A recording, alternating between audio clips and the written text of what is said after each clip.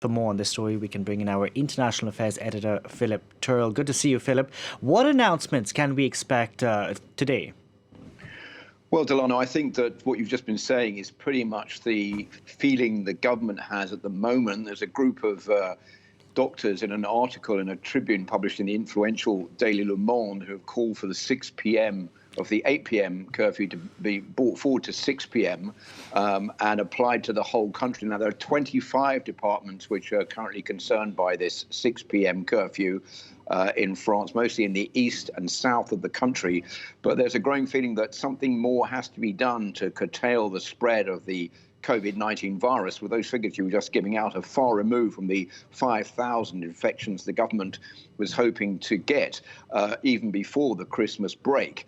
So there are 4 times more infections at the moment in France than the government wants. So it is really coming under pressure to introduce new measures. Of course, there is the question being raised as to whether there should be another confinement. I think that is going to be the last-ditch measure the government will introduce. I think they're moving more towards bringing in an earlier curfew, maybe confining the population at the weekend and bringing in the curfew during the week. But it doesn't look like a general confinement is on the cards just for the moment. Philip, the government had a rather sluggish start when it came to its vaccination rollout. It says it wants to ramp up vaccinations, but how much has it really done? Because we have 190,000 people vaccinated in France versus 2.3 million over in Britain. It's not even apples and oranges, is it? No, there is going to be an increase in the amount of vaccinations. That has been said by the members of the board. There's been a lot of criticism in France. For example, there were over 1 million vaccines in several countries at the beginning of this year, whereas France was only vaccinating 250 people. Well, now they say that 189,000 have been vaccinated, 51,000 in the past 24 hours.